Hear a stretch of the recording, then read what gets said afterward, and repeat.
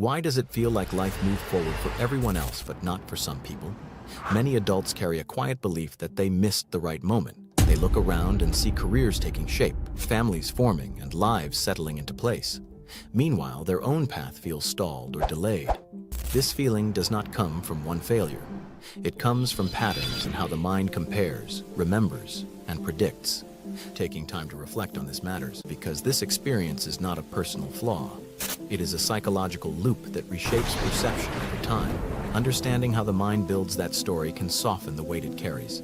The feeling of being left behind rarely starts all at once. It usually begins with comparison. The human brain is built to scan for position.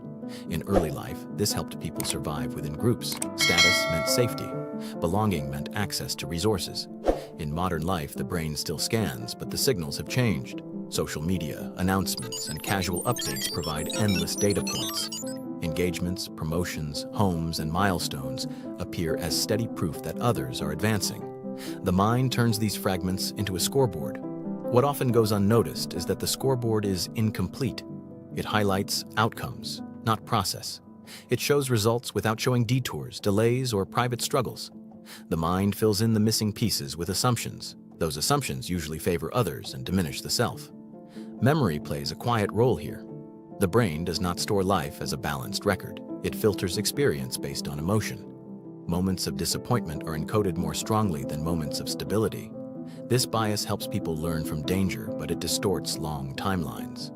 When looking back, the mind highlights missed chances. It recalls the job not taken, the relationship that ended, the year that felt wasted. Neutral or steady periods fade into the background. The past begins to look like a chain of losses instead of a complex path. At the same time, the future becomes compressed. The mind starts to believe that certain windows have closed forever. There is a sense of being late rather than simply different. This belief is powerful because it feels factual. Fear isn't how it announces itself. It presents itself as realism. Psychology shows that the brain struggles with non-linear growth. It prefers straight lines and predictable progress. Life rarely follows that pattern. Careers surge and stall. Confidence grows unevenly. Relationships form after long periods of solitude. When progress does not match the expected timeline, the brain looks for a reason. It often lands on identity. Instead of saying something happened, the mind says something is wrong. This is where self-concept begins to shift. People who feel left behind often describe a subtle shrinking of possibility. They stop imagining bold futures. They lower expectations to avoid disappointment. This feels like maturity, but it is often self-protection. Hope becomes risky when it has been disappointed too many times. Another layer comes from cultural narratives. Many societies promote a narrow definition of success. Finish school by a certain age, build a career by another, settle down soon after. These timelines are treated as universal, even though they are not. When someone falls outside that script, the mind interprets it as failure rather than difference. This interpretation is learned. It comes from repeated exposure to stories that reward speed and early achievement. Late bloomers rarely receive the same attention. The brain also relies heavily on imagined observers. There is a constant sense of being evaluated. Even when no one is watching, the mind creates an audience. It imagines judgment in neutral interactions. Simple questions about life updates can feel loaded. This imagined scrutiny increases self-consciousness. It makes everyday conversations feel like evaluations. The person begins to withdraw, not because of disinterest, but because of shame. Avoidance then reinforces the belief of being behind. There is also the issue of effort and visibility. Many people who feel left behind have spent years working quietly. They may have cared for family. They may have survived illness. They may have built skills without recognition. Because these efforts do not result in obvious milestones, the brain discounts them. It treats unseen work as if it did not count. This creates a painful disconnect between lived effort and perceived progress. Over time, this mismatch leads to emotional exhaustion. Trying feels pointless when outcomes do not validate the work. The nervous system stays alert, waiting for proof that change is possible. Without that proof, motivation fades. The mind then introduces another distortion. It assumes permanence. Feeling behind becomes an identity rather than a state. The person does not just feel delayed, they feel fundamentally out of sync with life. This belief narrows attention. Opportunities that do not fit the old timeline are ignored. New paths feel unsafe because they challenge the story. Staying stuck feels painful, but familiar. The central realization is this: the feeling of being left behind is not evidence of failure. It is the result of a mind designed to track status, compare incomplete data, and protect against future loss. The brain mistakes timing for worth. It confuses visibility with value. It assumes that progress must look a certain way to be real. Once this is seen, something shifts. The story loses its authority. The timeline stops feeling like a verdict. It becomes a reference point, not a rule. Psychological research consistently shows that life satisfaction follows meaning, not speed. People who build lives aligned with values often arrive later, but steadier. Their progress is quieter. It is harder to display, but it is more durable. This realization does not erase regret, it reframes it. Missed moments become context rather than condemnation. Delays become part of a larger pattern of adaptation. The mind may still compare. That is its nature. But comparison no longer defines identity. It becomes a signal, not a sentence. There is a strange calm that appears when the story loosens. Not relief, not excitement, just space. In that space, life no longer feels like a race that has already been lost. It feels unfinished, unresolved, open in ways that were previously ignored. People who once felt left behind often notice small shifts first. Less urgency to explain themselves, less need to justify their pace, more curiosity about what actually feels meaningful now. The mind does not stop telling stories. It simply learns to tell gentler ones. Stories that allow room for detours. Stories that do not demand proof before permission. Progress begins to feel less like catching up and more like moving inward, toward clarity, toward alignment, toward a version of life that does not need to look impressive to feel solid. And somewhere in that quiet recalibration, the question changes. Not why everyone else moved ahead, but what has been forming all this time, unnoticed, while the mind was busy measuring itself against imagined timelines. What often comes into view next is patience. Not the forced kind. Not the kind that tells someone to wait quietly and accept less. This patience is different. It comes from realizing that development does not announce itself while it is happening. Growth is usually silent. It happens in the background while attention is focused elsewhere. Skills form slowly, emotional tolerance deepens, values clarify. These changes rarely look impressive from the outside. They do not post updates. They do not arrive with applause. Yet they shape how future choices are made. They shape what is possible later. There is also grief mixed into this experience. Grief for imagined lives. Grief for versions of the future that once felt certain. The mind often avoids naming this grief. It feels indulgent or dramatic. But unacknowledged grief does not disappear. It shows up as bitterness, envy, or numbness. Naming it quietly can loosen its grip. People who feel left behind often assume that confidence comes first, then action.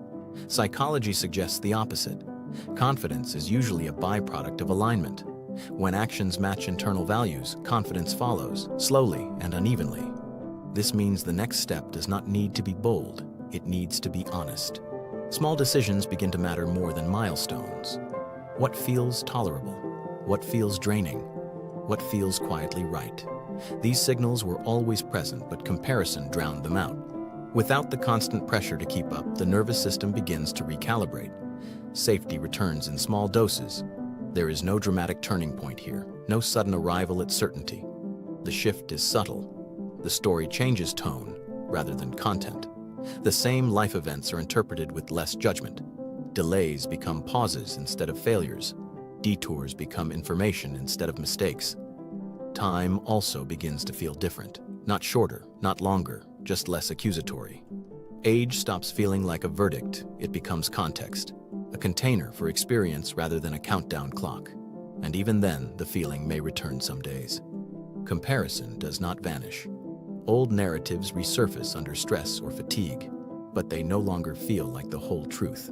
They feel like habits of thought, familiar but not authoritative. What remains unresolved is intentional, because life itself is unresolved. There is no final accounting where progress is tallied and worth is assigned. There is only ongoing adjustment, ongoing meaning-making, ongoing choice. And perhaps that is the quiet truth beneath the feeling of being left behind. Not that life passed someone by, but that life was happening in ways that could not be measured at the time. Ways that only become visible when the mind finally stops rushing ahead and lingers just long enough to notice what has been quietly taking shape all along the edges of attention. What settles in after that noticing is not certainty, but steadiness. The kind that does not rely on comparison for direction. Life begins to feel less like something that must be caught up to, and more like something that can be entered where it already is. The pressure to perform softens, the urgency to justify quiets. There is room, then, for reassessment. Not dramatic reinvention, just honest recalibration. Some goals lose their grip, others, once ignored, start to feel relevant again.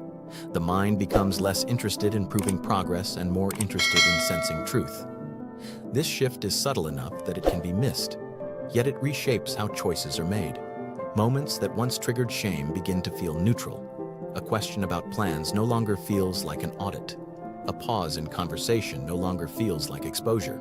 The nervous system learns, slowly, that it is allowed to exist without constant evidence of advancement. What remains unfinished stays unfinished on purpose, because closure is not always clarity. Sometimes clarity comes from allowing uncertainty to stay present without turning it into a verdict. The mind may still ask where life is going, but it asks with less accusation, more curiosity, less fear.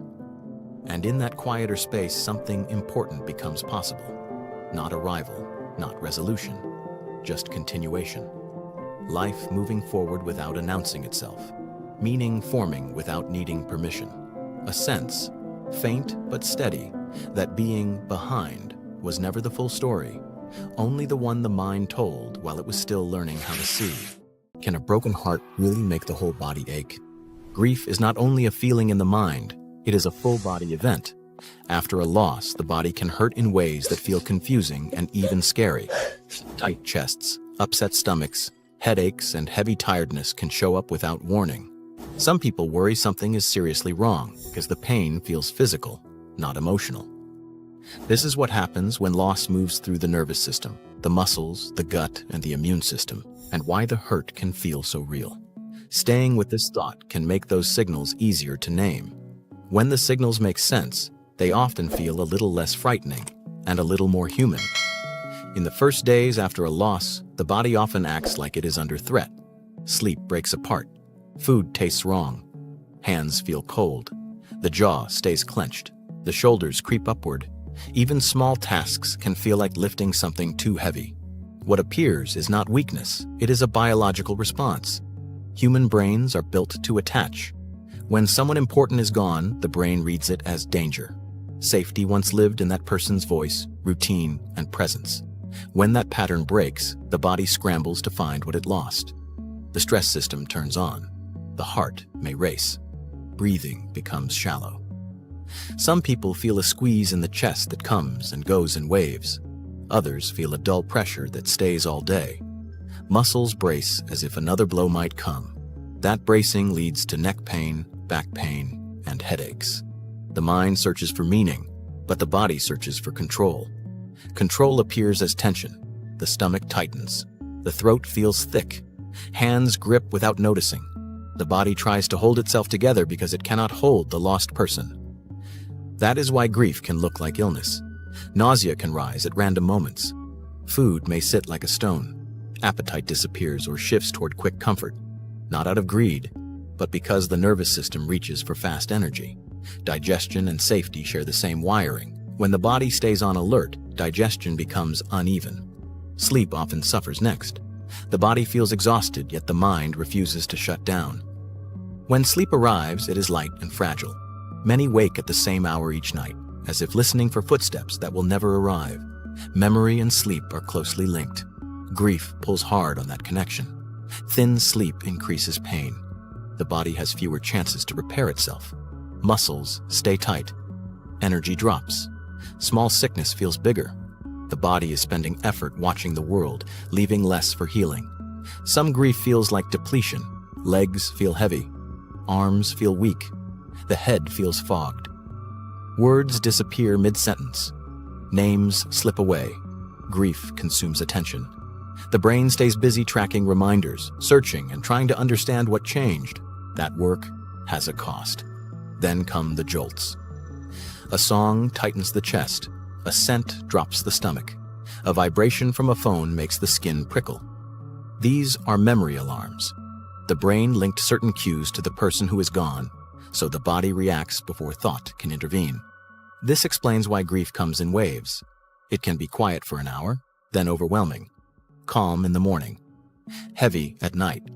The brain is slowly learning the person will not return, while older expectations insist they should. Some notice heart sensations, palpitations, shortness of breath. Stress can affect the heart. Any severe or new chest pain, fainting, or trouble breathing should always be checked urgently. Grief explains many sensations, but never replaces medical care. Most grief pain is muscular and deep. Shoulders ache like a weight has been carried all day. The lower back throbs from constant bracing. The jaw hurts from hours of clenching. Headaches follow tension, dehydration, and tears. Crying itself causes soreness. The chest heaves. The stomach contracts. Afterward, the body feels spent, like it ran a long distance. Others do not cry much and still hurt. A person can appear calm while the body stays locked in alert mode, and pain shows up as stiffness or restlessness. Daily rhythm breaks. Water is forgotten. Meals are skipped. Sunlight avoided.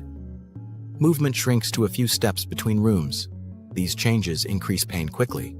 The body responds to a routine that has collapsed. Social effort hurts too. Humans soothe each other through voice and touch. After loss, conversation feels heavy and crowds feel sharp. The body reacts with tension and fatigue, not because connection is unwanted, but because it costs more when the heart is raw. Sometimes numbness arrives. Numbness is not the absence of pain. It is a shield. When the brain senses overload, it turns down feeling to keep functioning. Underneath, the stress system still hums, creating aches and fatigue. As time passes, something confusing happens. The body may feel better on a day when the mind feels worse, or the mind steadies while the body crashes. Grief comes and goes rather than moving forward in a straight line. The body and mind process at different speeds. One belief sharpens pain, the belief that the body should be over it by now. That belief adds shame. Shame tightens the chest and throat. Shame keeps muscles braced. When grief is treated like a deadline, the body stays tense. The body does not need pressure. It needs steadiness. Water, simple food, warmth, gentle movement, slow breathing. These are not cures. They are signals that the moment is survivable. When those signals repeat, the nervous system loosens in small steps. The jaw releases for a second. The shoulders drop. The stomach settles. Sleep returns in fragments. This does not mean the loss mattered less. It means the body is learning to carry it without constant alarm. And then comes the realization that changes everything. Pain in the body is love searching for somewhere to go. The ache belongs to the attachment system, built for closeness, now forced to live with absence. The body is not malfunctioning. It is doing what it was designed to do: search, protest, and slowly adapt. The pain of grief isn't only about loss or damage. It is also proof that something was deeply right. The bond was real. Safety lived in shared routines and ordinary moments. When that bond breaks, the body loses its map. That is why pain moves. One day the chest, another day the gut, another day the back. The body is not being dramatic. It is trying to redraw its map. The mind understands loss with words. The body understands it through sensation. As the body builds a new map, strange feelings appear. Ease brings guilt. Laughter feels like betrayal. Rest feels like forgetting. But rest is not disrespect. It is repair. The nervous system needs space to keep carrying memory. Pain will return. Dates, chairs, phrases. The body may always react. The goal is not to erase reactions. It is for them to pass without consuming the whole day.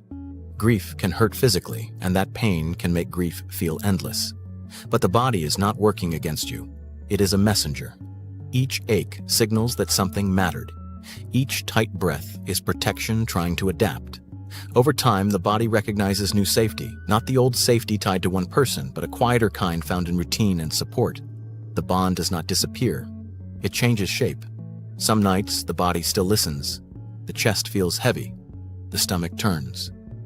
Not because healing failed, but because hope once lived there. Hope does not leave on command. It lingers in muscle and breath. The body does not need convincing that the loss is real.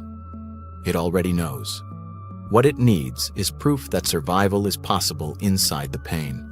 That proof arrives quietly, when breathing deepens without effort, when hands rest open, when food settles, when sleep lasts a little longer. These moments are subtle, but the nervous system notices. Why does an adult sometimes feel 6 years old in the middle of a normal day? Inner child healing is a way of understanding how early experiences still shape reactions even years later. It is not about acting childish, and it is not about blaming the past.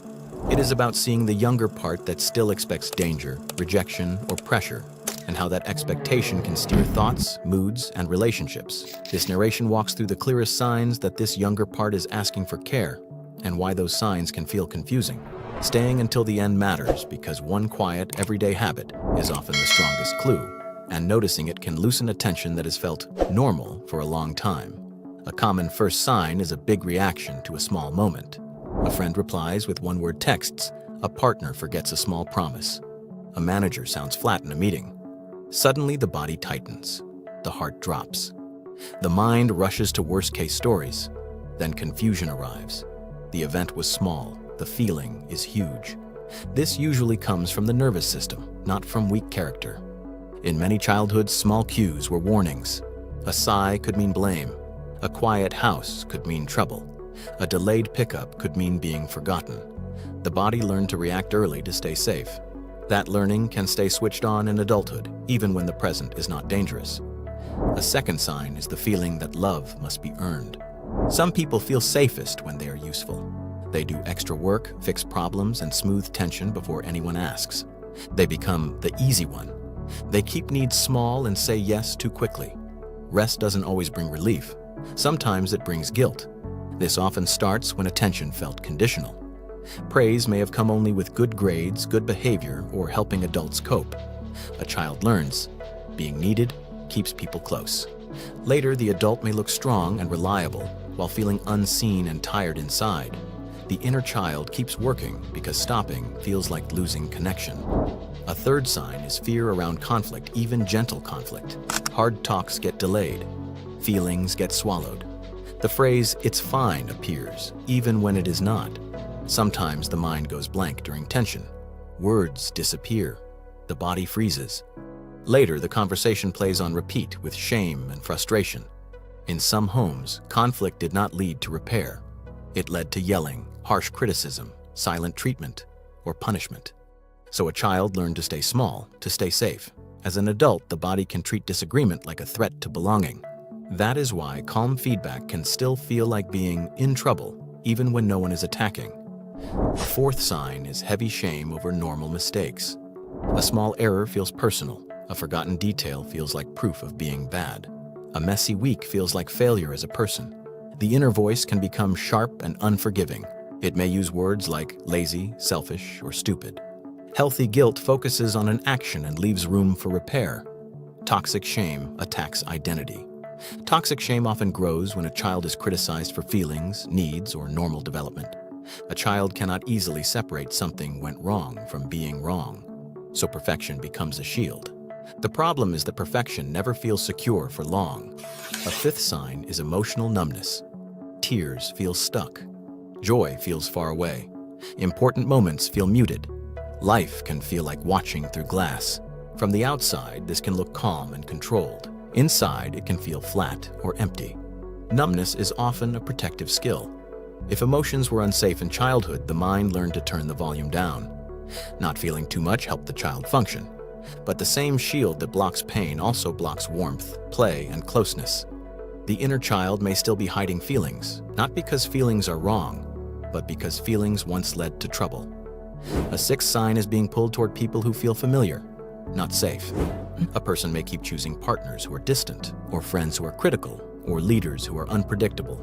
Even when it hurts, the pattern feels oddly right. The brain likes what it knows. Familiarity can feel like love. If closeness once came with uncertainty, anxiety can become mistaken for chemistry. If approval once required chasing, chasing can feel normal.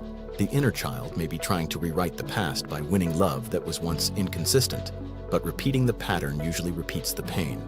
A seventh sign is a strong need for control. Plans feel tight. Surprises feel threatening. Waiting for answers feels unbearable. Small changes can trigger big stress. Control can look like being responsible and organized. It can also look like rigid rules that leave no room for life.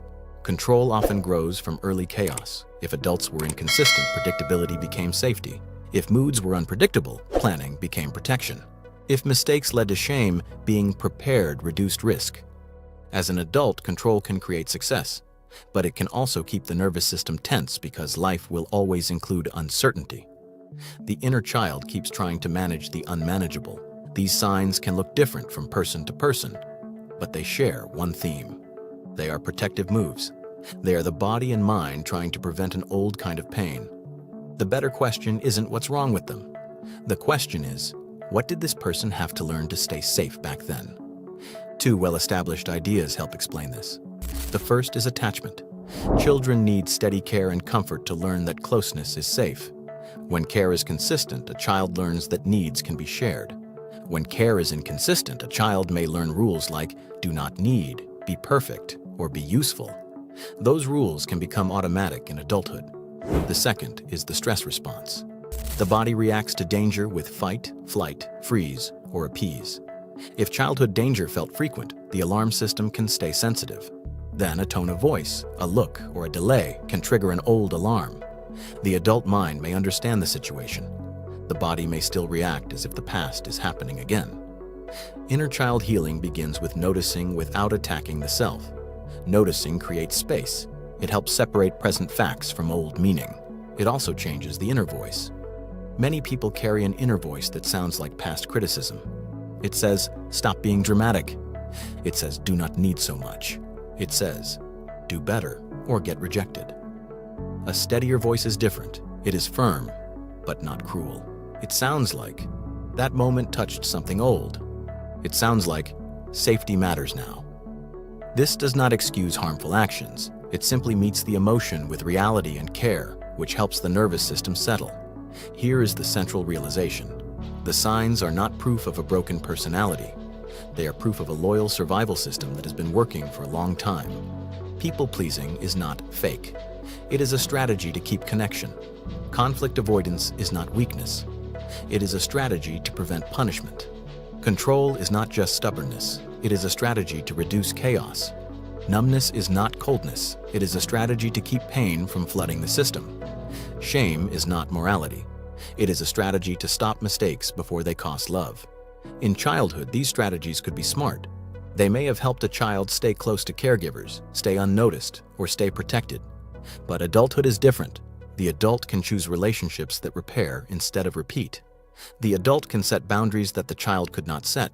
The adult can make a mistake and still remain worthy. Inner child healing is not about deleting the past. It is about updating the nervous system with a new truth.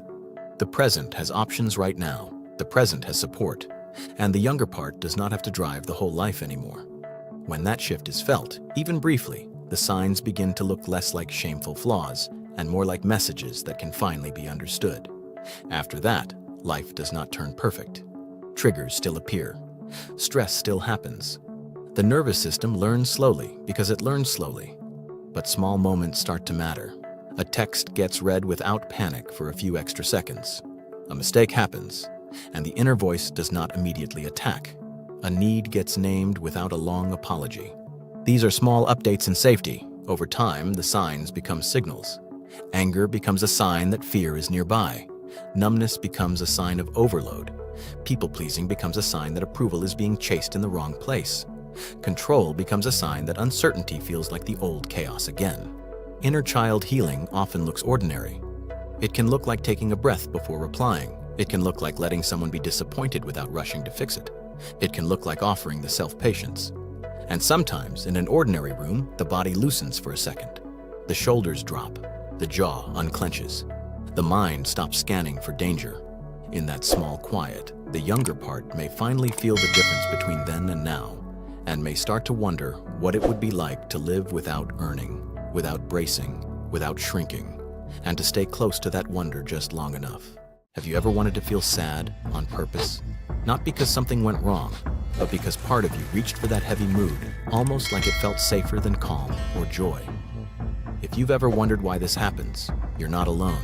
Today, we're diving into the hidden psychology behind the desire to be sad, and why some people feel drawn to emotional pain, even when life is going well. People rarely talk about this, yet it touches so many quiet moments.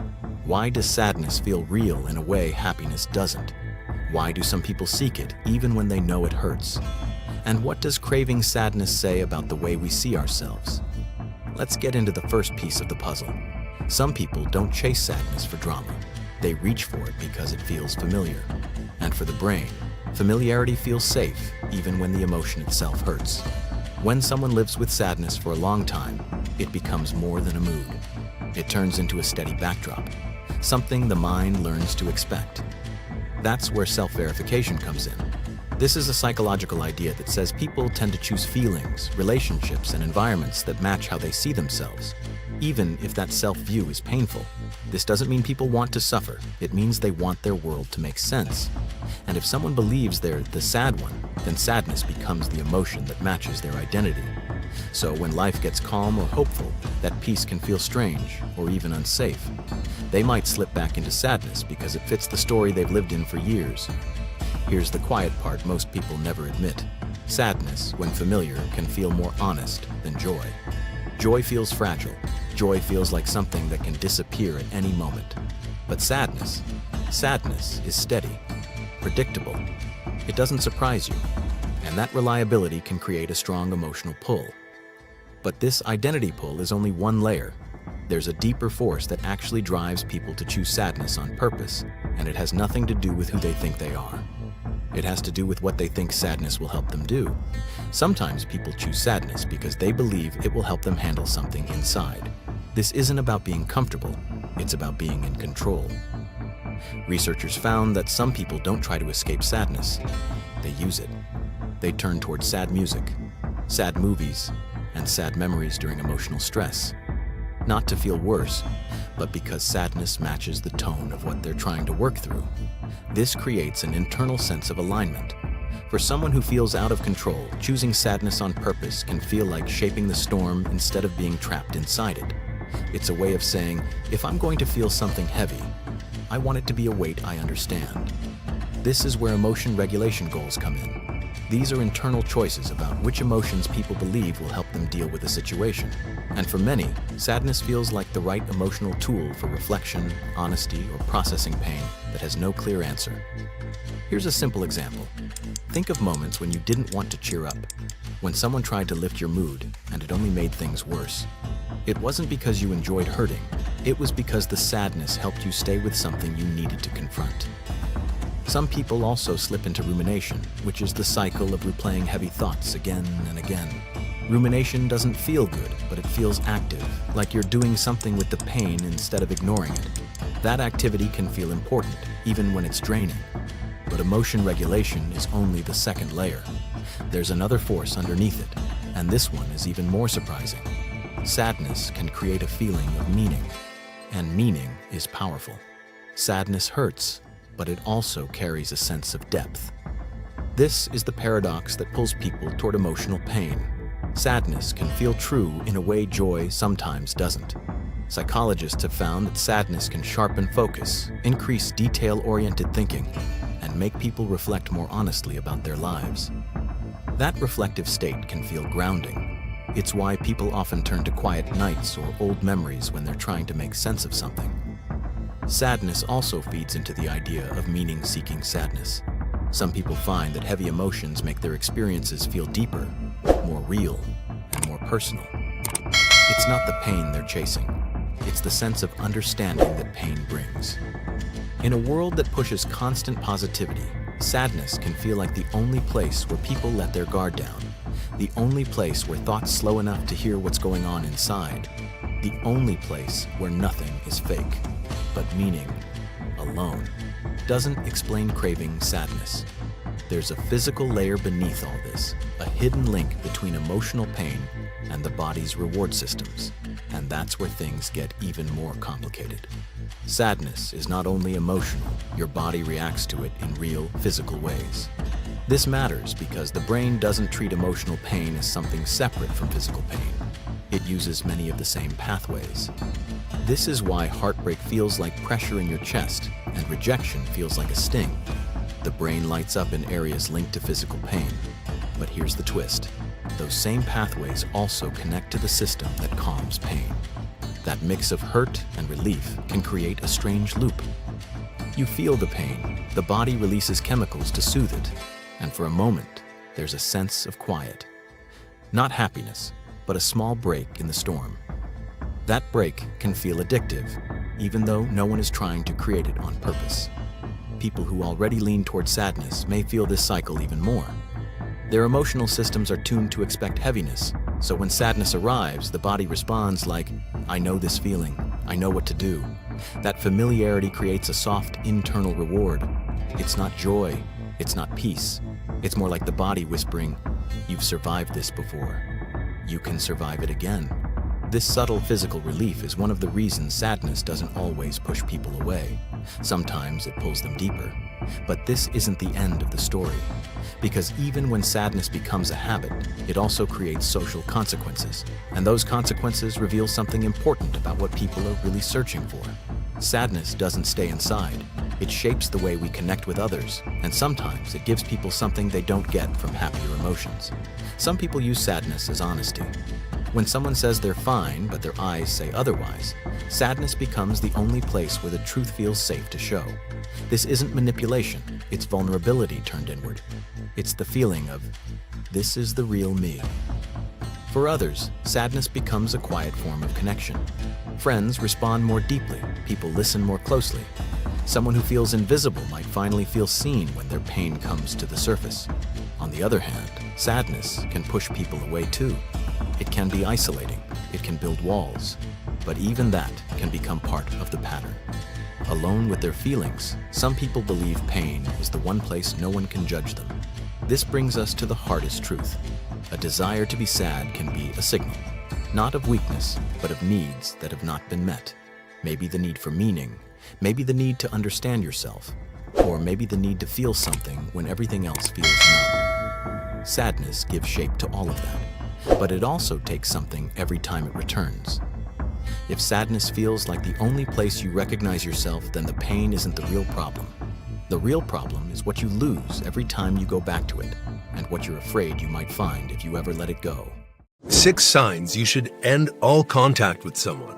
Have you ever had someone in your life who leaves you drained? Like every interaction quietly steals a piece of your peace? You can't explain it logically, but your body always knows. Your shoulders tense before you see them, your energy drops after you talk. You tell yourself you're overreacting, but deep down you feel it. Something isn't right. That's when you need to recognize the truth. There are signs you should end all contact with someone, and it often begins quietly, the kind of pain that doesn't leave bruises. They'll say they were just joking. They'll twist your words until you start questioning your own memory. One moment you're confident, and the next you're apologizing for things you didn't do. That's gaslighting, a form of emotional abuse that rewires your sense of truth. It teaches you to doubt your own reality until their version of the story becomes the only one that feels safe to believe. But it's not safety, it's control. Psychologists explain that long-term exposure to emotional manipulation keeps your body stuck in fight or flight. You start anticipating harm, even in silence. If you feel relief when they leave the room and anxiety when they return, that's not love, that's survival. And survival is not a relationship. Sometimes the control doesn't come through words, it comes through silence. They stop speaking to you, not to find peace, but to make you suffer. The silent treatment is emotional starvation, attention withheld until you break first. You text, they ignore you. You call, they vanish. They know that silence burns deeper than anger because it tells you you're not worth responding to. Neuroscience shows that rejection pain lights up the same brain centers as physical injury. That ache in your chest when they ignore you, that's your body reacting to emotional violence. Healthy people pause to breathe. Toxic people pause to punish. And when silence becomes a weapon, the only winning move is not to play. The next stage is even more subtle. The moment your boundaries stop meaning anything, you say, "Please don't talk to me like that." They do it again. You ask for space. They invade it. You explain what hurts you, and they laugh. That's not a misunderstanding. It's disrespect disguised as affection. Each time they cross your line, they teach you to make it a little further away. You call it compromise, but it's not.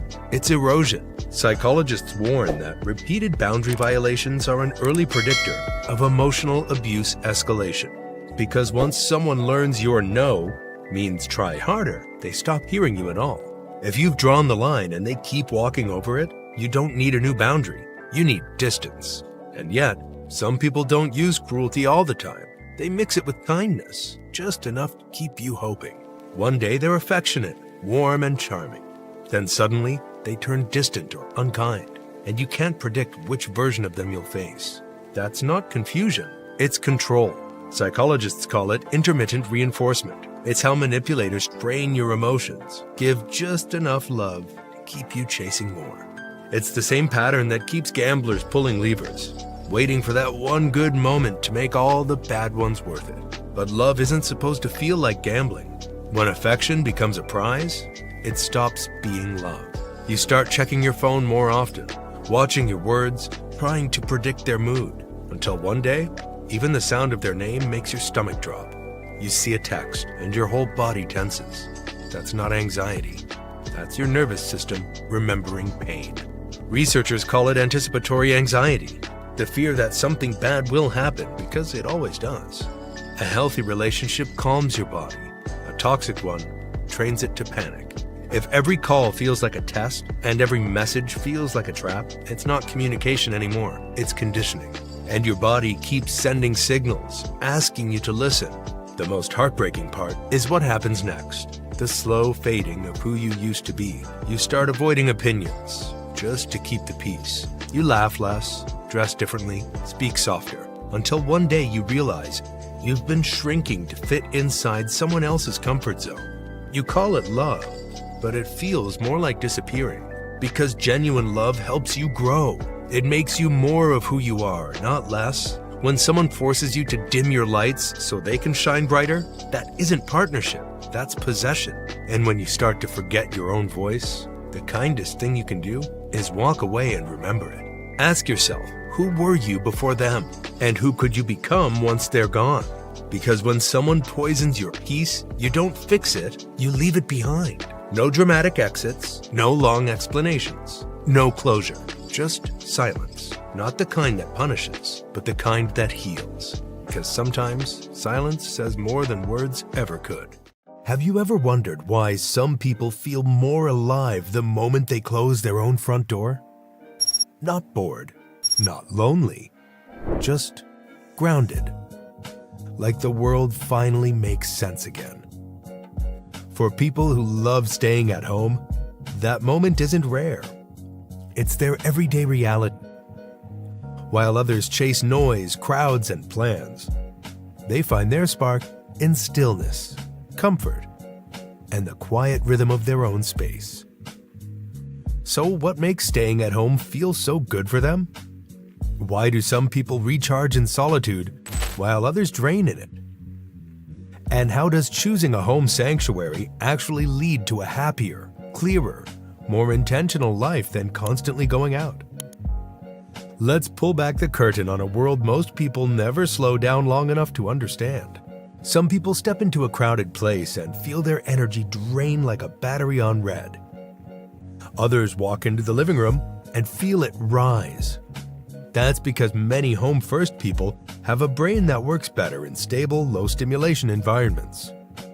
Psychologists studying sensory processing found that people with more sensitive nervous systems absorb details more intensely, such as lights, sounds, movement, and even social cues.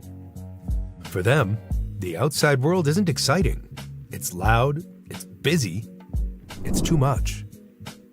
At home, the noise drops, their thoughts sharpen, Their breathing slows. The stress chemicals fade. The brain switches from overload to control. This isn't shyness or laziness. This is biology. It's the same reason some animals survive better in calm habitats, while others chase chaos. People with this wiring operate their best when the environment supports their nervous system instead of attacking it. And once you understand that, staying home stops looking like hiding and starts looking like alignment. But there's another layer people miss. It's not just about shutting the world out. It's about what staying in lets them access. There's a moment many homebodies know well. The door closes, the world quiets, and the mind finally clicks into place. Not loneliness, clarity. Psychologists call this restorative solitude. It's the kind of alone time that resets the emotional system, boosts creativity, and strengthens decision-making. People who love staying home experience a deeper version of it because they don't treat solitude as punishment. They treat it as fuel. When they're alone, the brain isn't scanning for social cues or managing small talk. It's free. And something else happens. Inner voices get louder than outer opinions. That's why people who enjoy staying at home often know themselves better. They hear their real thoughts without noise drowning them out. They sense what they want, what they don't, and who they are when no one's watching. Research shows that this kind of attentive solitude increases emotional regulation, meaning homebodies recover from stress faster and make calmer choices in conflicts. It's not that they're avoiding life. It's that they're strengthening the part of themselves that shows up when life hits them back. Still, it's not just the emotional benefits that make this lifestyle powerful. There's a practical side people overlook, and it changes everything. The outside world is anything but certain. Crowds, traffic, noise, expectations, costs. But the moment someone steps into their own cozy living space, everything becomes predictable. They control the temperature, the lighting, the sounds, and the pace. That control builds something many people struggle to maintain: mental efficiency. When the environment is predictable, the brain wastes less energy reacting, which means more energy for focus, creativity, and strategy. And then there's the financial part. People who enjoy their domestic lifestyle naturally avoid the constant spending on drinks, rides, food, events, and clothes that come with going out. Their fun doesn't require an entry fee. Their peace isn't tied to a place that charges by the hour. They also conserve emotional energy. No forced conversations, no awkward social loops, no pretending. That saved energy becomes fuel for their own interests, projects, hobbies, and personal growth. Where others burn out from constant stimulation, home-first people build stability. Where others chase novelty for a dopamine spike, they create deep, lasting enjoyment. And that's why the stay-at-home personality isn't a limitation. It's a strategic lifestyle, one built on peace, intention, and self-direction. But what they do with that peace, that's where the story gets even more interesting. Certain people need constant noise just to feel alive. Homebodies don't. They come alive when the world gets quiet enough for their mind to start working at full depth. When someone spends more time in their own sanctuary, something rare happens. Their interests stop being shallow hobbies and start becoming long-form passions. There's no rush, no interruption, no pressure to perform. They can dive into coding for 3 hours straight, or lose themselves in a book, or even build a craft skill.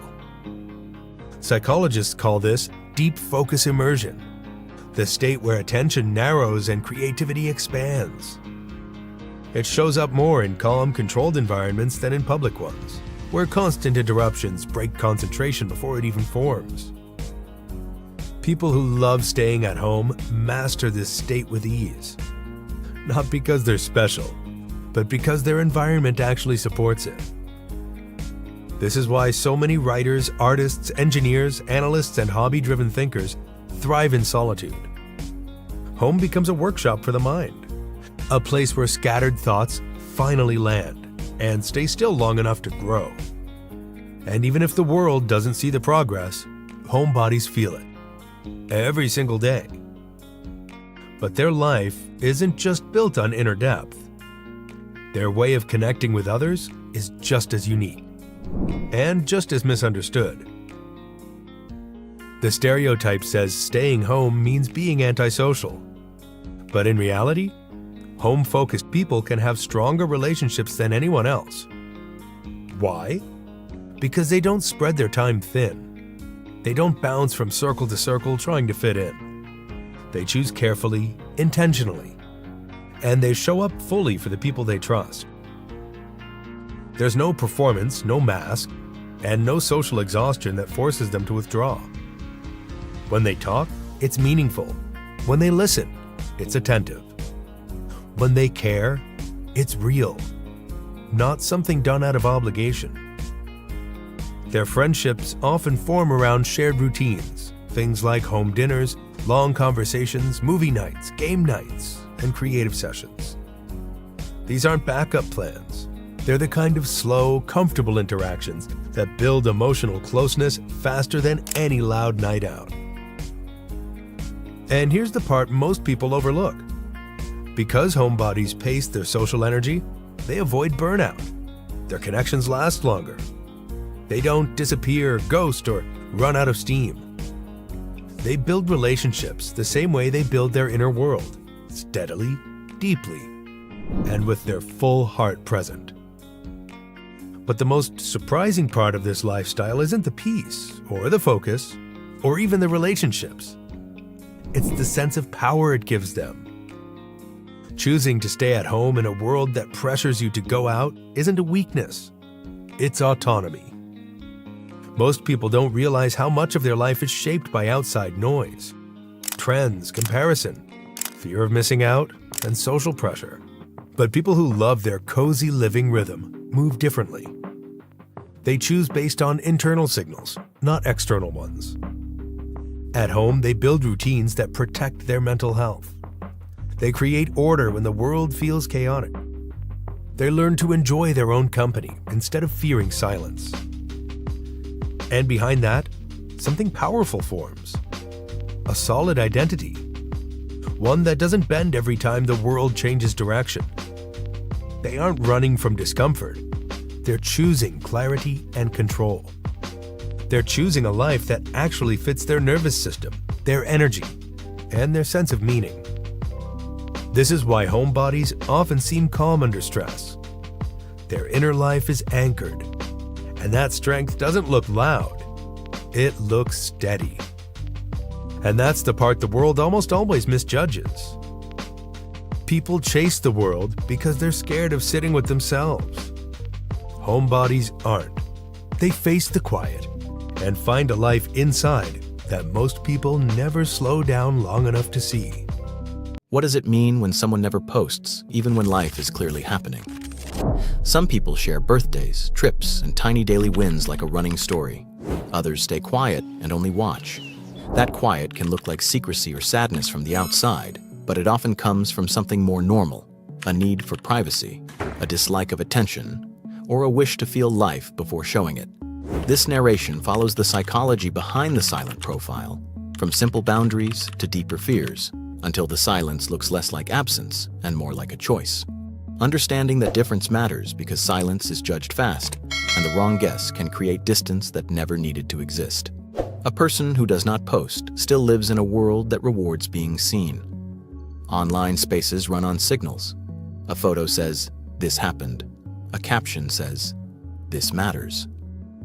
Over time, a feed can start to feel like proof that a person is happy, loved, successful, or at least interesting. For some people, that feels fun. For others, it feels like standing under a bright light. One reason is self-presentation. Everyone manages impressions a little. In real life, it happens through tone, timing, and body language. Online, it happens through pictures and words that stay up. A single post can feel like a permanent label. A person may think, if this goes up, it becomes part of who this person is.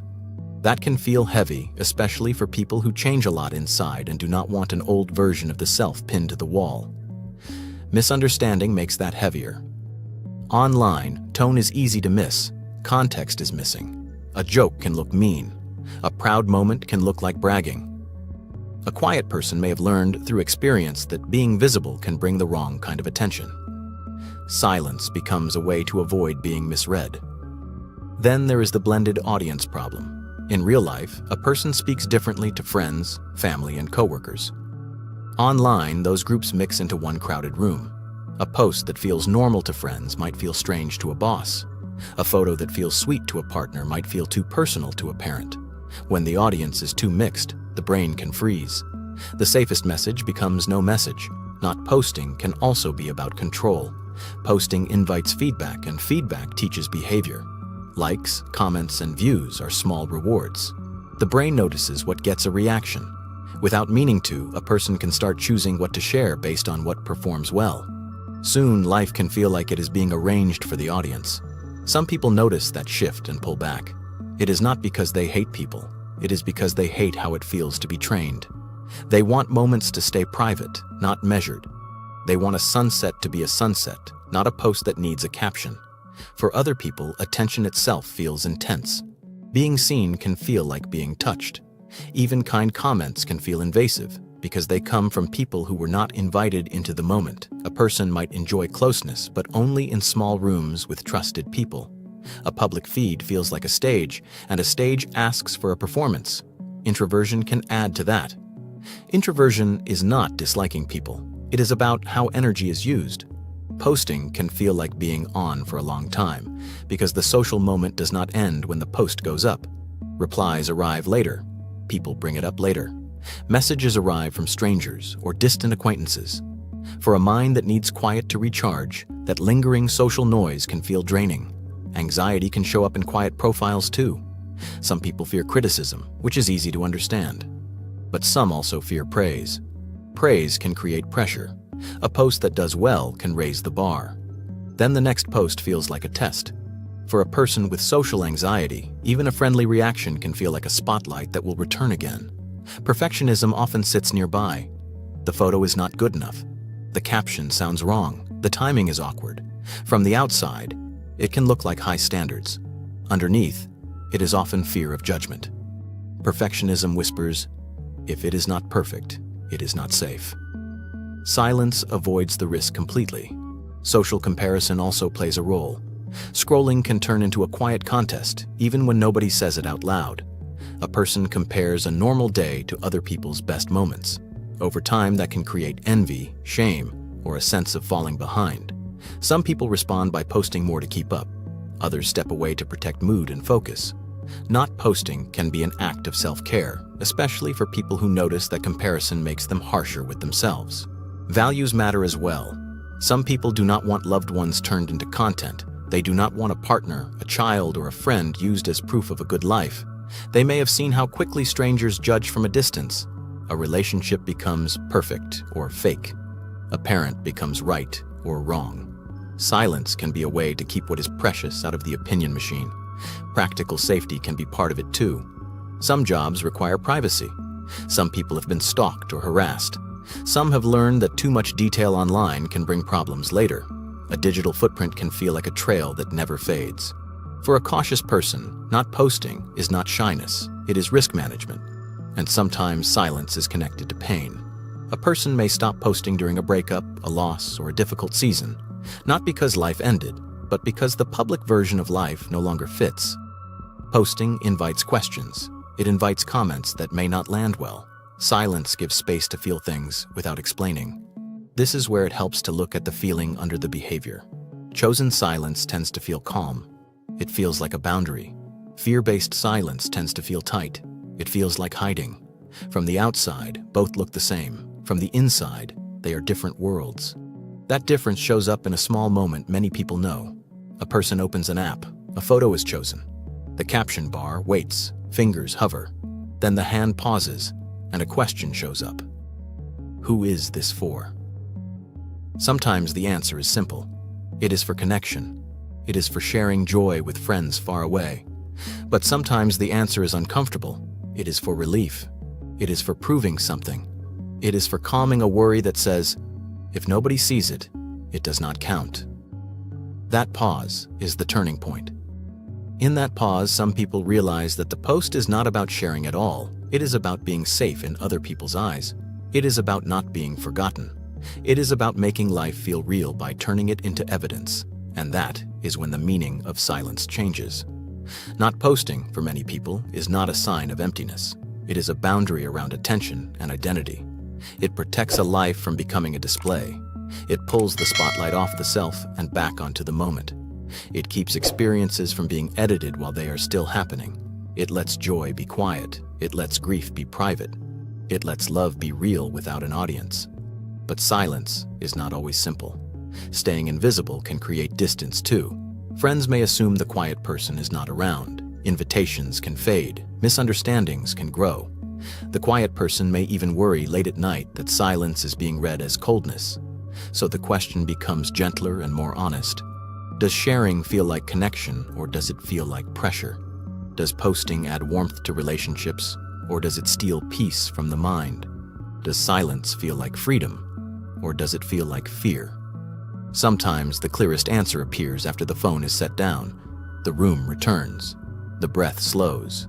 A small sound, like a fan or distant traffic, becomes noticeable again.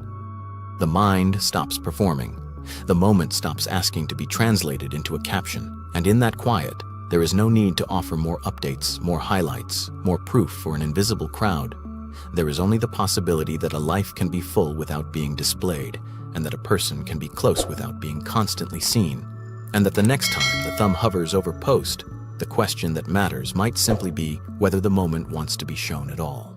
You ever sit there mindful of plans, ideas, goals, and still do nothing? You see the vision crystal clear, yet your hands won't move. Here's the twist. You're not unmotivated. You're lazy, but ambitious. That rare mix of big dreams and frozen action. It's not that you lack drive. It's that your ambition is so large it paralyzes you. You're not low on motivation. You're drowning in it. So, in this video, we're going to expose what really hides behind that lazy label, why ambition can freeze you instead of fuel you, and what causes that invisible burnout between dreaming and doing, and how to turn all that potential into movement. Because once you understand the mechanics behind the paralysis, you'll realize something powerful. You were never lazy. You were just overloaded by your own drive. Here's what most people get wrong. The people who call themselves lazy are often the ones that care the most. They think so much about what could be that they get stuck imagining instead of acting. Studies on self-discipline and procrastination reveal this exact paradox. People with big goals often delay action, not out of apathy, but because they're overthinking and emotionally overloaded. A 2023 study found that people with high self-control procrastinate less, not because they're always motivated, but because they've trained themselves not to wait to feel ready. They start before inspiration arrives. So, when you're ambitious but idle, the problem isn't desire, it's the weight of it. You're carrying too much vision for your current momentum. That tension, wanting more, doing less, creates an emotional friction. And that guilt spiral that follows, that's the part that kills you. You don't feel useless because you are. You feel useless because your brain confuses not acting yet with not capable. But capacity isn't the issue. Friction is. You've probably said it before. I'm just lazy. But here's the truth. Laziness is a cover story your brain tells to avoid discomfort. Psychologists define procrastination not as a time problem, but as an emotional regulation problem. It's not about the task itself, it's about how the task feels. When something feels overwhelming, your brain protects you by reaching for something easier. A scroll, a snack, a nap. That isn't a lack of willpower, it's emotional avoidance disguised as rest. Neuroscience explains it like this. Your emotional brain wants comfort now, while your logical brain wants progress later. The stronger your long-term vision, the louder that clash becomes. So, if you're ambitious yet stagnant, it's not that you're lazy, it's that your brain is dodging the emotional discomfort of caring deeply. The solution isn't more willpower, it's learning to lower the emotional weight of starting. For most lazy but ambitious people, the real block is hidden perfectionism. You imagine the finished version so vividly that the first version feels like a failure. You think, I'll start when I can do it right. But waiting becomes a habit, and perfection becomes paralysis. A 2024 review on procrastination and goal formation found that people delay most when the goal feels too vague or too big. The brain treats unclear or high-stakes tasks as threats, triggering the same avoidance loop as fear. And so the gap widens between I'll do it soon and I've started. That's the execution gap, and every overthought moment stretches it further. The only way to close it is structure, not speed. Don't say, I'll write my book. Say, I'll open the document and type one line. Because motion beats motivation. Even the smallest start breaks fear faster than any pep talk could. And when that motion repeats, identity shifts from dreamer to doer. Here's the brain hack no one teaches. Your mind overestimates the pain of starting and underestimates the reward of progress. That's why you keep waiting for the right time. But there is no right time, only the moment you choose to begin. Neuroscientists studying task initiation found that just 2 minutes of action activates dopamine circuits linked to motivation. That's the action feedback loop, the mechanism where effort itself creates momentum. Open the laptop, draft one line, send one message. Each small act tells your brain, we've started. The momentum isn't built in leaps, it's built in loops. That's why micro-habits outperform massive plans. You don't need a perfect morning routine. You need one move that proves to your nervous system that forward is possible. You don't need to feel motivated to move. You need to move to feel motivated. Here's the trap. You keep waiting to feel ready. But readiness is a byproduct of rhythm. Motivation burns bright, but it burns out fast. Systems, though, are engines. They keep running, whether you feel inspired or not. Studies on self-control and decision fatigue show that people who rely on consistent routines perform better and burn out less. Why? Because structure removes the emotional noise of constant choice. When your days run on rails, fixed wake times, clear work blocks, defined priorities, your brain stops arguing with itself. Energy that used to go into deciding now goes into doing. It's less about discipline and more about strategy. If checking your phone kills your focus, leave it in another room. If big projects intimidate you, start with 5-minute warm-ups instead of perfect hours. Psychologists call this context engineering, designing your environment so discipline isn't a daily battle. And here's the irony. Systems don't limit freedom, they create it. Once you break inertia, something deeper starts to change. You stop trying to be productive. You become productive. Each completed task whispers, I follow through. Each small step forward shifts how you see yourself. Behavior builds belief. Consistency reshapes confidence. Studies consistently show that people high in conscientiousness outperform even those with higher IQs, because intelligence means little without follow-through. That's the part most overlook. Being clever doesn't move you forward. Being consistent does. And when consistency meets ambition, you stop living in your head and start building in the world. That's when lazy dies, not because you burned out, but because you aligned effort with identity. You stop chasing motivation. You become the person who doesn't need it.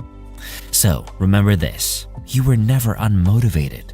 You were just lazy but ambitious.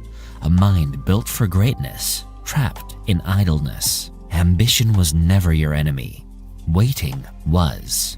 The cure isn't to push harder. It's to start smaller, steadier, smarter. Because once motion begins, momentum does the rest. And the day you stop waiting for the right time, that's the day your real life starts moving. Learning the psychology of letting go can free you emotionally. Have you ever wondered why letting go feels so hard, even when your mind says you're ready? The answer hides inside the psychology of letting go, where the brain's wiring, survival instincts, and emotional stories all collide. And once you understand how this system works, something shifts. You start seeing why the past holds on, and how real emotional release can open a level of freedom you may not know you've been missing. So, what makes the brain cling to things that hurt? Why does it replay the same memories even when you want peace? And what changes inside you when you finally stop carrying what's already over? Let's go straight in. Picture someone trying to leave a chapter behind. Maybe a relationship, a failure, a dream that didn't work out. From the outside, it looks simple. Just move on. But inside, the brain reacts like it's losing something vital. This isn't a weakness, it's biology. Your brain builds emotional bonds using networks that evolved long before logic did. When you attach to a person, a dream, or even a familiar struggle, your brain links it to safety. Oxytocin and dopamine reinforce the connection, teaching the nervous system that this thing, this person, or this version of life matters. So when you try to let go, your brain doesn't see it as closure. It sees it as a risk. This automatic response starts in two places: the amygdala, which scans for threats, and the ventral striatum, which craves what feels rewarding or familiar. Losing an attachment triggers both. One fires warnings. The other demands the old emotional reward, even if the reward was painful or unstable. That's why people say, "Why do I miss what hurt me?" Because the brain confuses known with safe.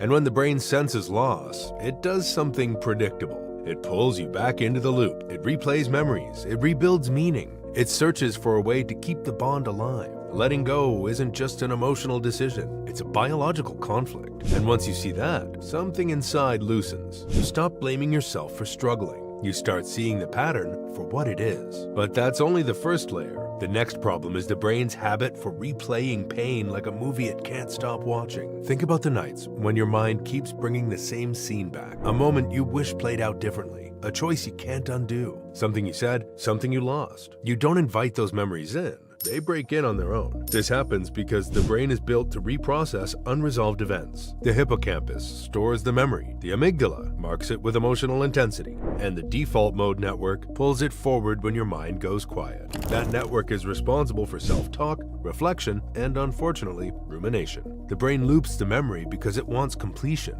It's trying to solve a puzzle that no longer has pieces. But here's the catch. The more the memory replays, the stronger the emotional pathway gets. Neurons that fire together wire together. So, a memory you never wanted to relive becomes a track your brain can replay effortlessly. This is why letting go feels stuck between what you want and what your brain keeps doing. You're trying to move forward. Your brain is trying to fix the past. Both sides think they're protecting you. And here's the part most people never realize. The brain isn't looping the memory because it wants to hold on. It's looping because it doesn't know the story is over. It hasn't gotten the signal that the thread is gone or the chapter is closed. Which brings us to the deepest anchor of all. Sometimes the reason you can't let go isn't about the memory. It's about who you became inside it. Sometimes a feeling lingers because it has fused with who you are. Not consciously, not dramatically, quietly, one story at a time. A breakup becomes, I'm not lovable. A failure becomes, I'm not capable. A loss becomes, I'm someone who loses. This is called emotional fusion. It happens when your identity, roles, and self-worth blend with the problems you're trying to escape. The line between what happened to me and who I am gets blurry. When that fusion sets in, letting go feels like losing a piece of yourself, not the memory, not the person, but the identity you build around the experience. And the mind is wired to protect identity. It clings to what it knows, even if it hurts, because identity equals safety. This is why someone can outgrow a situation, but still feel tied to the old version of themselves. It's why you may feel pulled back into patterns you've outgrown. And it's why the idea of letting go can trigger fear, even when you know it's the right move. But identity fusion is not permanent. The mind can separate who you are from what happened to you. And once that separation begins, emotional freedom becomes possible. To get there, the brain needs a new skill, one that rewires meaning at the root. When your identity starts to loosen from the pain, your brain becomes open to something new, changing the meaning of the experience. Not rewriting it, not denying it, changing how your mind interprets it. This process is called cognitive unhooking. Here's what it looks like inside the brain. When you rethink a painful event with more distance, the prefrontal cortex steps in. It adds new context. It asks new questions. It turns a raw emotional memory into something the mind can look at instead of live inside. This isn't positive thinking, it's neural rewiring. Studies show that when someone reappraises a difficult moment, the amygdala, the part that fires emotional alarms, calms down. The emotional charge drops. The meaning shifts. A memory that once felt like a wound becomes a fact your mind can stand next to without falling through. And here's the part that surprises people. The brain does not need years for this shift. It needs repetition, a few moments of stepping back, a few moments of choosing a clearer perspective. Over time, the brain stops feeding the fear pathway and strengthens a new one. Reappraisal, distancing, attention redirection. These are not coping tricks. They're structural changes. This is the skill that creates mental detachment, the ability to see what happened without letting it define you. But cognitive change is only half the equation. Once your thoughts unhook, the body follows, and that's where the deepest release begins. You can feel it before you can explain it. Letting go isn't only psychological, it's physical. When the mind stops replaying the old story, cortisol drops. The parasympathetic system, the part responsible for recovery, comes online. The heart rate steadies, muscles soften. The whole body stops preparing for danger that no longer exists. And the moment this shift happens, people often say the same thing. I feel lighter. That feeling isn't poetic, it's biochemical. Cortisol reduction lifts the weight of chronic tension. Lower reactivity frees mental space, and emotional processing quiets stress signals that were stuck on repeat. This is the part of letting go that few people talk about. The body remembers what the mind tries to release, and when the mind finally softens its grip, the body answers with relief. The release is not dramatic, it's quiet, and once the body stops fighting the past, the future becomes easier to step into, which leads to the final shift, one that changes how you move through the world. When the brain stops looping the old story and the body stops bracing for impact, something powerful rises in the space that opens. Clarity. Not the kind that feels distant or cold, the kind that feels like coming home to yourself after a long time away. People think letting go is about forgetting. It's not. It's about reclaiming the energy you were spending on what couldn't be changed. This is where resilience grows, new identity forms, and your mind stops shrinking around the past and starts expanding toward possibility. Rumination goes down, emotional regulation goes up. Life doesn't feel like survival anymore. You start becoming someone who can build instead of someone who's trying not to break. This is the real work of psychological freedom, not escape, but expansion. The ability to live without old pressure weighing down every step. And once you reach this point, something becomes clear. You didn't let go of the past. You let go of the version of yourself that had to hold it. When you learn to let go, the past doesn't disappear. It simply loses its claim on the future.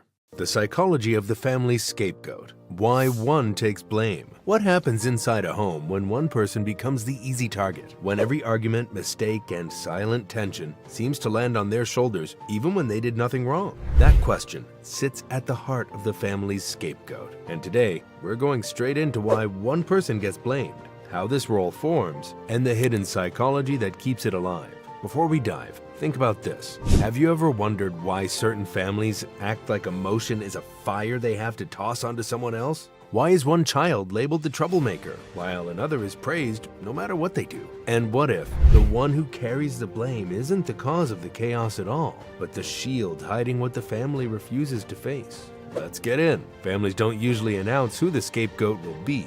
It happens quietly. One day a child spills juice and gets yelled at. Another day their sibling spills the same juice, and the room laughs it off. Over time, the pattern isn't random anymore. It becomes a role. Psychology calls this scapegoating. And in family systems theory, it's one of the clearest signs of a dysfunctional emotional structure. A scapegoat isn't chosen because they caused the problem. They're chosen because the family needs someone to carry the problem. The purpose is emotional stability, not truth. The moment this dynamic begins, the child becomes the outlet for tension, shame, frustration, and unresolved pain that has nothing to do with them. This is why experts say the scapegoat child is rarely the cause of the issues they're accused of. The role exists to redirect pressure away from the family's deeper wounds, and that redirection usually starts with one psychological mechanism: projection. Projection is simple but destructive. When a parent struggles with anger, guilt, or insecurity that they cannot confront, they project it onto the child who seems easiest to blame. This may be the child who is quiet, sensitive, outspoken, independent, or simply different from the family's mold. Because once that projection begins, the family doesn't just blame the child. They start reorganizing the entire household around that story. Suddenly, every small misstep fits the narrative. If they act out, it is proof. If they stay silent, it is attitude.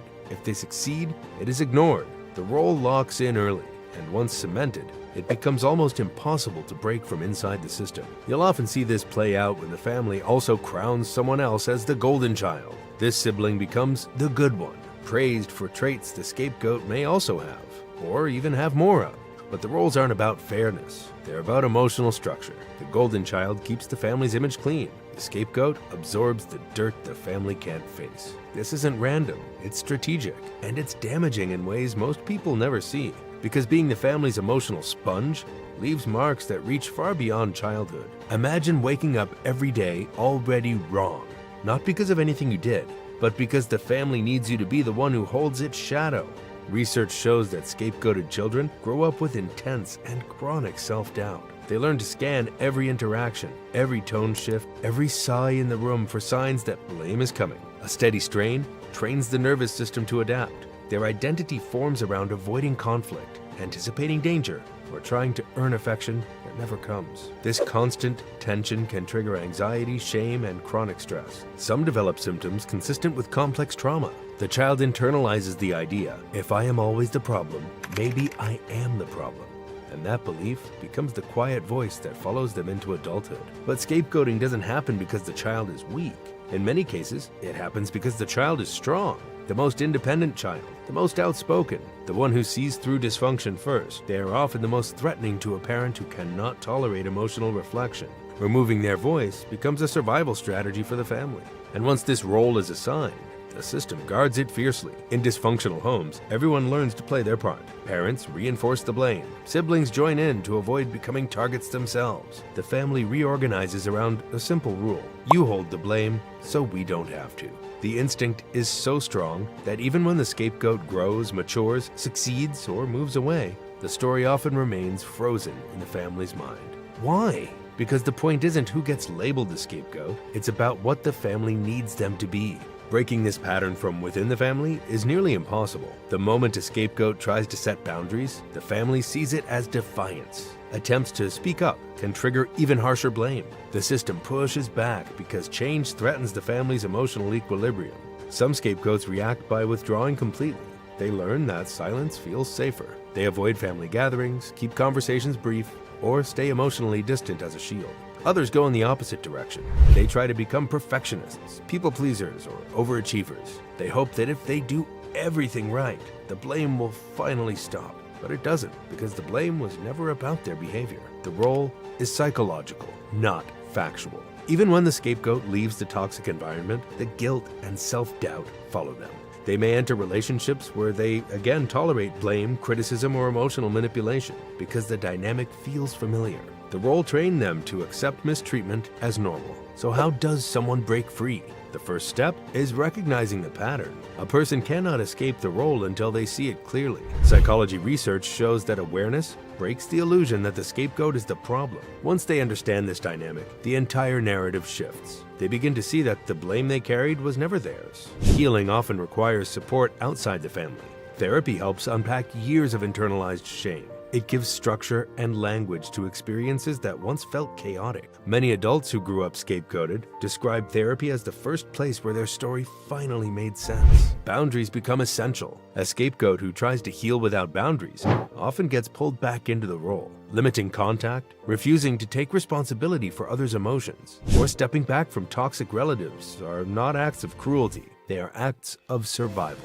And with time, something powerful begins to happen. The person who was once labeled the problem begins to reclaim their identity. They learn to trust healthy relationships. They develop the confidence they were denied. And eventually, the family story loses its grip on their life. But there is a twist worth noting. When a scapegoat heals, it often exposes the truth that the family tried to bury.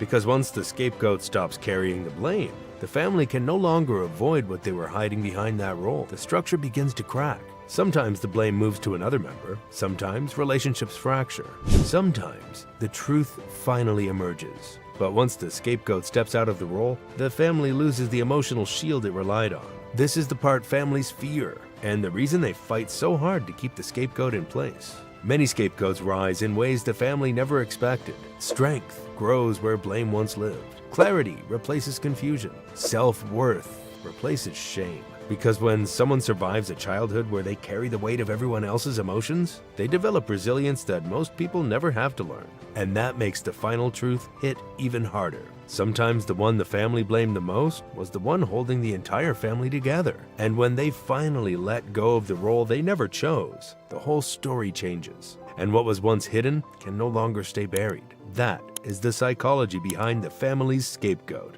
And the moment you see it for what it is, nothing about the blame makes sense anymore.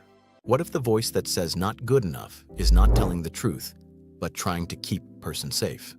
Perfectionism can look like high standards, strong work, and careful choices, and people may even praise it. Underneath, it can feel like a tight chest, a busy mind, and a fear of being found out. This story follows how that fear turns goals into a moving target, how mistakes start to feel dangerous, and why rest can feel undeserved. Staying to the end matters because the never enough feeling can start to make sense, not as a flaw, but as a pattern that was learned for a reason. When the pattern becomes clear, the trap can loosen, and a person can begin to breathe in a different way, even if life still looks the same on the outside. Mara wakes up before the alarm. The first thought is not about breakfast. It is about what was missed. An email that might sound wrong. A meeting where one sentence could have been better. A list that never feels finished. On the outside, Mara looks solid. Deadlines get met. Details get caught. People trust the work. Inside, the day feels like walking on thin glass. One crack, and everything could fall through. That fear is the start of the perfection trap. It is not a love of excellence. It is a fear of being seen as less. Psychologists often separate healthy striving from perfectionism. Healthy striving aims for growth and meaning. It leaves room for learning. Perfectionism aims for safety. It tries to avoid shame, blame, or rejection. The goal is not to do well. The goal is to never do wrong. That is why perfectionism does not settle after a win. Praise can feel nice for a moment. Then the mind asks, what is next? If the bar is high, it gets raised. If the bar is reached, it moves again. The feeling of good enough does not land because safety is never fully proven. Many people learn this pattern early. Some grew up with love that felt tied to performance. A good grade brought warmth. A mistake brought lectures or cold distance. Others grew up around chaos. In an unpredictable home, being perfect can feel like a way to reduce harm. Some were praised for being the responsible one, and the role became a mask that could not slip.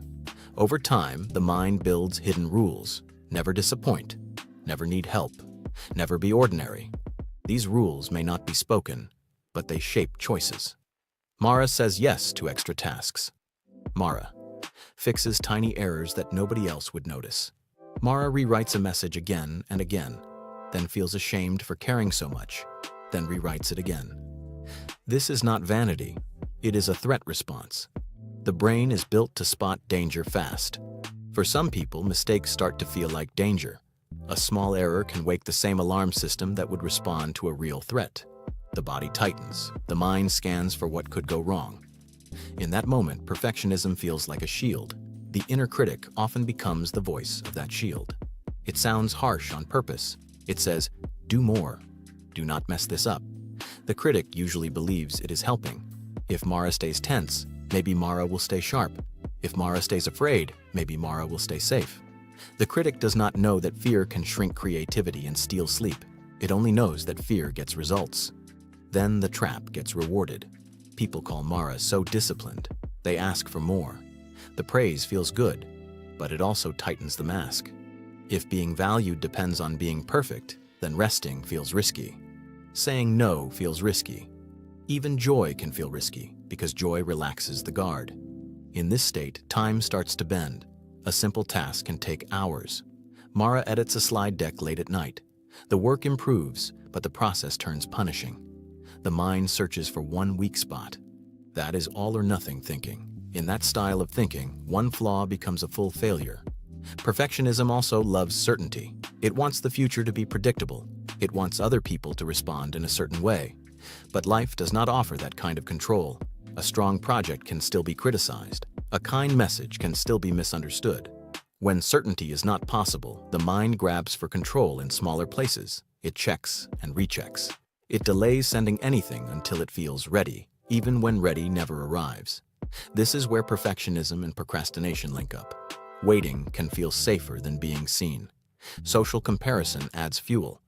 It is easy to see other people's finished work and forget the messy middle. A feed shows polished photos and clean results. Mara scrolls and feels a drop in the stomach. The mind turns comparison into a verdict. Someone else looks better, so Mara must be behind. And if Mara is behind, then Mara is not enough. Under all of this sits a deeper belief. Worth must be earned. Belonging must be proven. In that belief, everything becomes a test. The mind keeps trying to pass by working harder, checking more, and aiming higher. Breaking the perfection trap starts with seeing what perfectionism is trying to do. It is trying to prevent pain. It is trying to avoid shame. It is trying to earn belonging. Once that is seen, a person can keep the need for safety while changing the method. Mara begins with small experiments, not big promises. One day, an email gets written once and sent after a short pause. The body predicts disaster. Then nothing happens. Another day, a report is finished with one sentence left a little rough. The critic complains, but the complaint becomes a sound, not a command. A second shift happens when standards get separated from identity. A standard can be high. A person does not have to be on trial. The work can be edited. The self does not need to be attacked. The brain needs repeated proof of that difference. Mara also starts to notice the cost. Extra polish steals sleep. Extra control steals time with friends. Extra checking steals trust and memory. When the cost becomes clear, the mind has a reason to choose differently. Slowly, the question changes. Instead of, is it perfect, the question becomes, is it true to the purpose? Instead of, will everyone approve, the question becomes, is this aligned with what matters? Fear does not vanish. It just stops running the whole show. And still, the never-enough feeling tries to return. It shows up after praise. It shows up in quiet rooms. That is when the final piece starts to form, the piece that can flip the pattern in a calm but lasting way. One afternoon, a small mistake slips through. A number in a report is off. It gets noticed in a meeting. The room pauses.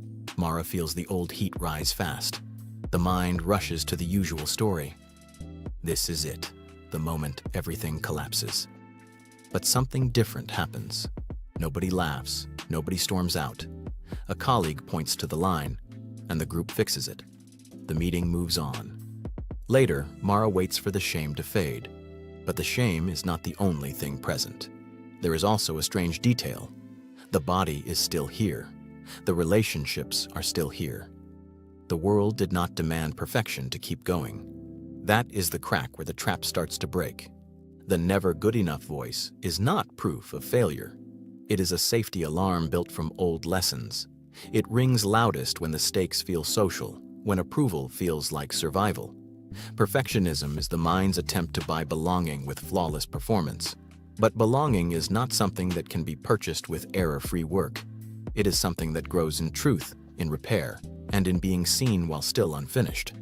When Mara sees that, the critic does not vanish. It softens. It sounds less like a judge and more like fear asking for reassurance. After that day, life does not turn gentle all at once. The old habits still show up. Mara still feels the pull to overcheck, to over-explain, to stay late. The difference is that the pull gets noticed sooner. It is easier to name it as fear, not truth. Some evenings, Mara closes a laptop with one task still undone. The room is a bit too quiet. The mind wants to reopen the screen and chase the last loose thread. Instead, Mara sits with the discomfort and watches it move through the body like weather. It rises, it peaks, it passes. There is no final moment where a person is declared enough forever. There are only choices made in small, ordinary minutes.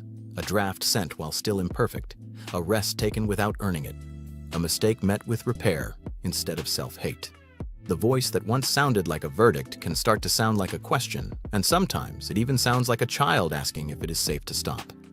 And in that softer space, the bar does not disappear, but it stops chasing, and something quieter begins to matter.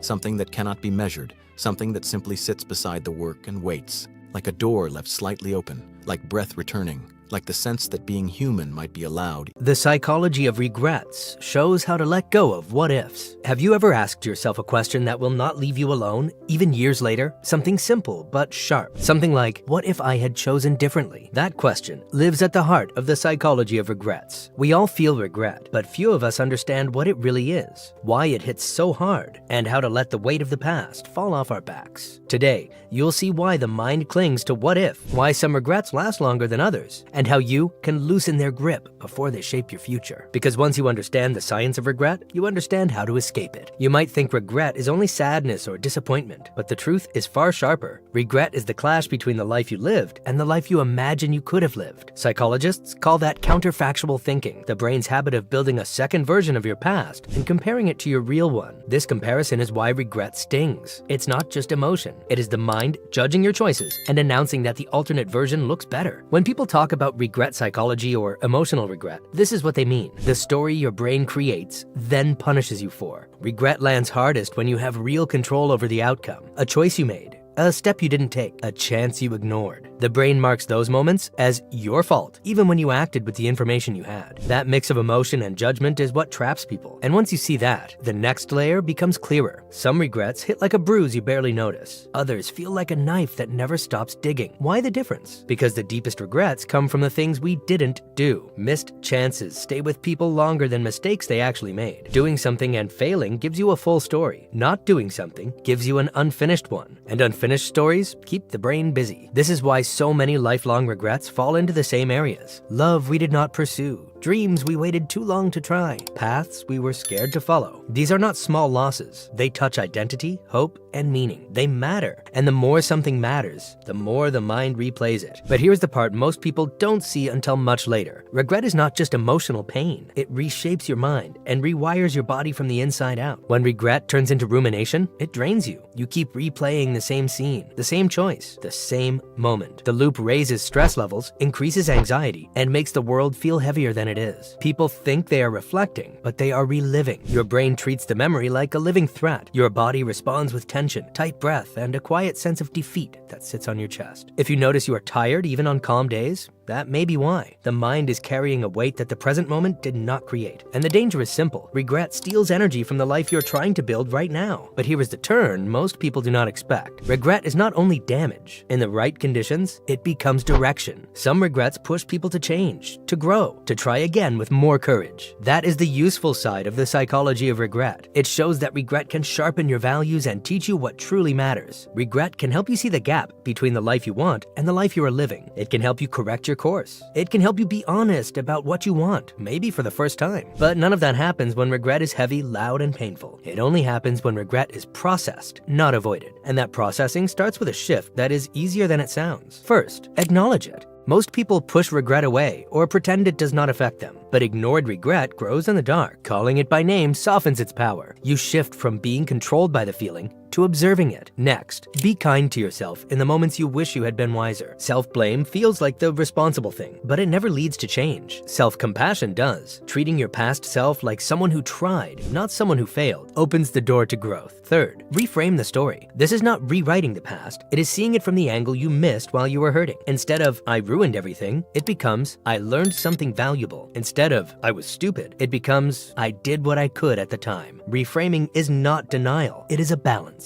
The fourth is to act if action is possible. Some regrets can be softened by reaching out, rebuilding, reopening a dream you left behind, or making amends. Action breaks the loop. It tells the brain, we are not stuck. But when action is not possible, when the moment is gone, letting go means shifting your focus forward. Not forgetting, but releasing. That release is a skill, and it gets easier with practice. These tools are not quick fixes. They are long-term rewires. They slowly change how your mind talks to itself, how it handles mistakes, and how it carries the past. But one more shift completes the picture, and it may be the most important one. The people who feel the least regret are not the ones who make the best choices. They are the ones who expect less perfection from themselves. They stop demanding the perfect option. They choose what is good enough and what fits their values instead of what earns approval. This mindset lowers regret because it lowers pressure. The goal stops being, I must choose perfectly, and becomes, I will choose honestly. The next step is to shift attention to the present. Regret lives in the past, but your power lives here. People who stay anchored in their current reality ruminate less because their mind has something real to hold on to. And finally, see your story as a full story, the hard parts included. Growth is a messy, necessary chaos. It's what pushes you forward. Regret tries to freeze you in time, but the moment you choose motion, even slow motion, it loosens its grip. When you start living with intention, your regrets stop defining you. Instead, it starts informing you. And with that shift, you step into a life that moves forward instead of circles back. Maybe that is the point we miss while we're busy running from the past. Regret is not the enemy, it is the signal. And the moment you listen to what it is trying to teach you, the moment you stop letting it punish you, something shifts. The past loses its bite. Your story regains its shape. And the question, what if, becomes something lighter, a shadow you can walk past instead of a burden you carry. Because what if the thing you regret the most is the thing that sets you free? Why does it feel like life moved forward for everyone else but not for some people? Many adults carry a quiet belief that they missed the right moment. They look around and see careers taking shape, families forming, and lives settling into place. Meanwhile, their own path feels stalled or delayed. This feeling does not come from one failure. It comes from patterns in how the mind compares, remembers, and predicts. Taking time to reflect on this matters because this experience is not a personal flaw. It is a psychological loop that reshapes perception over time. Understanding how the mind builds that story can soften the weight it carries. The feeling of being left behind rarely starts all at once. It usually begins with comparison. The human brain is built to scan for position. In early life, this helped people survive within groups. Status meant safety. Belonging meant access to resources. In modern life, the brain still scans, but the signals have changed. Social media, announcements, and casual updates provide endless data points. Engagements, promotions, homes, and milestones appear as steady proof that others are advancing.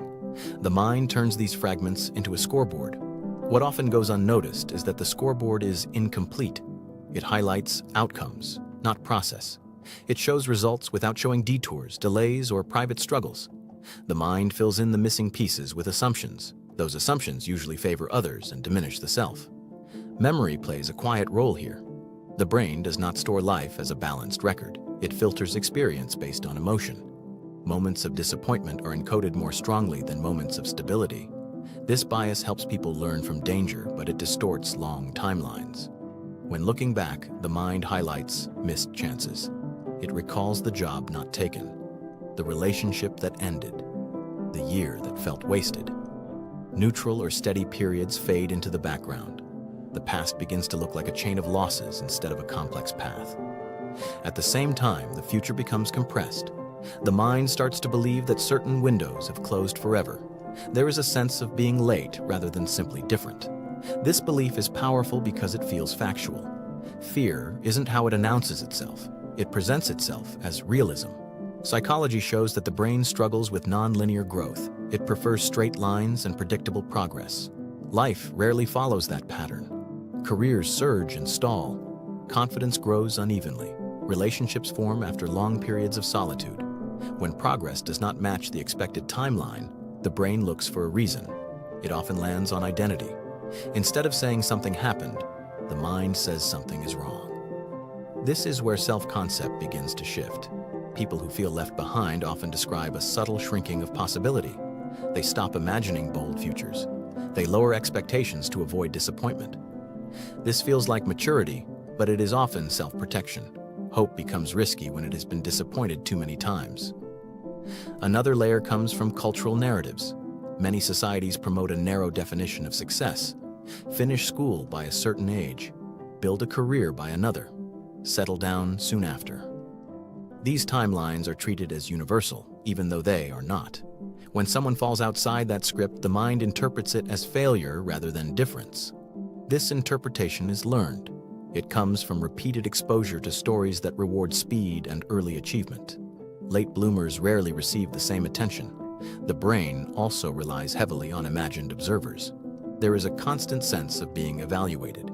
Even when no one is watching, the mind creates an audience. It imagines judgment in neutral interactions. Simple questions about life updates can feel loaded. This imagined scrutiny increases self-consciousness. It makes everyday conversations feel like evaluations. The person begins to withdraw, not because of disinterest, but because of shame. Avoidance then reinforces the belief of being behind. There is also the issue of effort and visibility. Many people who feel left behind have spent years working quietly,